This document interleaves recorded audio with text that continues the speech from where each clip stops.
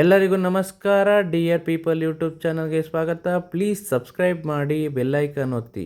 ಇವತ್ತು ಇದ್ದಂತಹ eliminator match ಫಸ್ಟಲ್ಲಿ RR ವರ್ಸಸ್ RCB ಇತ್ತು. ಅದರಲ್ಲಿ RR ಟ್ಯಾಸ್ ವಿನ್ನಾಗಿ ಬೌಲಿಂಗ್ನ ತಗೊಂಡಿತ್ತು. ಮೊದಲು ಬಂದಂತಹ ಕೊಹ್ಲಿ ಡುಪ್ಲೆಸಿಸ್ 33 ಮತ್ತು 17 ರನ್ ಹೊಡೆದಿದ್ರು.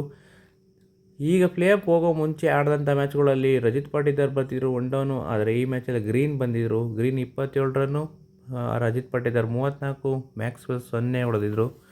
20 ಓವರ್ ಕಂಪ್ಲೀಷನ್ಗೆ 172 ರನ್ನು ಪ್ಲಸ್ 8 ವಿಕೆಟ್ ಔಟ್ ಆಗಿದ್ದರು. ನೆಕ್ಸ್ಟ್ ಬಂದಂತಹ ರಾಜಸ್ಥಾನ್ ರಾಯಲ್ಸ್ 174 ರನ್ಗೆ 6 ವಿಕೆಟ್ ಆಗಿ 19 ಓವರಲ್ಲೇ ಜಯ ಸಾಧಿಸಿದರು. ಆದರೆ ಈ ಸತಿ ಬಂದಂತಹ RCB ಕಿಚ್ಚು ರೋಷ ಪ್ಲೇ ಆಫ್ಗೆ 1%ಇಂದ 100%ಗೆ ಪ್ಲೇ ಆಫ್ ಬಂದಿದೆ. ಅದು ಖುಷಿ ಇದೆ. ಇನ್ನೊಂದು ದುಃಖದ ಸಂಗತಿ ಏನಂತ ಅಂದರೆ ದಿನೇಶ್ ಕಾರ್ತಿಕ್ ರಿಟೈರ್ಮೆಂಟ್ ಆಗಿದ್ದಾರೆ IPLಯಿಂದ. ಈ ಟೂರ್ನಿಮೆಂಟಲ್ಲಿ ಹೈಯೆಸ್ಟ್ ರನ್ ಹೊಡೆದಿರೋಂಥ ಕೊಹ್ಲಿ 741 ರನ್ ಹೊಡೆದಿದ್ದಾರೆ. ಆದರೆ ನಾವು ಯಾವಾಗೂ RCBನ ಬಿಲೀವ್ ಮಾಡ್ತೀವಿ. Thank you RCB.